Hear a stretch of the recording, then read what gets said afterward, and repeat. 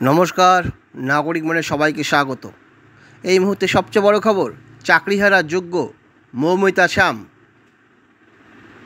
সোনাটিকুড়ি high স্কুলের madam Murshidabad মানসিকভাবে অসুস্থ হয়ে বর্ধমান হাসপাতালে ভর্তি। এনারা কি মানসিক চাপে ভুগছেন? সুপ্রিম কোর্টের রায়ের পরে, গত ৩রা এপ্রিল রায়ের পরে এনারা মানসিক বিড়ম্বনায় ভুগছেন যে কি হবে।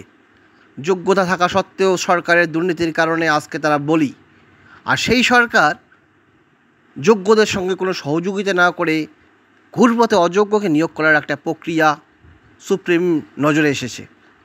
সেই প্রেক্ষাপটে ইতিমধ্যে বিভিন্ন আন্দোলন, রিভিউ পিটিশন সব কিছু হওয়ার পরেও তারা বিফল মনোরথ, এবং আগামী 7ই সেপ্টেম্বর ও 14ই সেপ্টেম্বর গত 10 বছর আগের পরীক্ষা নতুন করে রিভাইভ করা, নতুন করে ফ্রেশারদের সঙ্গে পেরে ওঠা, 20, 21, 22 বছর ছেলেমেয়েদের সঙ্গে 35, 40, 50 বছরের শিক্ষকদের নতুন লড়াই, এক অসম প্রতিযোগিতা। এই ভাবনা ভেবেই কি যোগ্য চাকরিহারারা অসুস্থ হয়ে যাচ্ছে?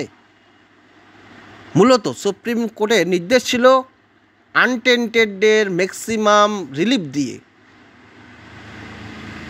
নিয়োগ করার, কিন্তু সরকার ঘুরপথে আনটেন্টেড ইন সার্ভিসদের সঙ্গে ফ্রেশারদের মধ্যে একটা লড়াই বেঁধে দেওয়ার জন্য নতুন প্রক্রিয়া, এবং সেই প্রক্রিয়ায় হতাশায় বিড়ম্বনায় কি চাকরিহারারা অসুস্থ হচ্ছে?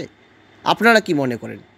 সুপ্রিম কোর্টের মূলত বক্তব্য ছিল আনটেন্টেড টিচারকে যে নতুন প্রকারে ম্যাক্সিমাম রিলিফ দিয়ে ব্যবস্থা করতে হবে, কিন্তু তাদের সেই রিলিফের জায়গা রাখেনি নাকি রাজ্য সরকার?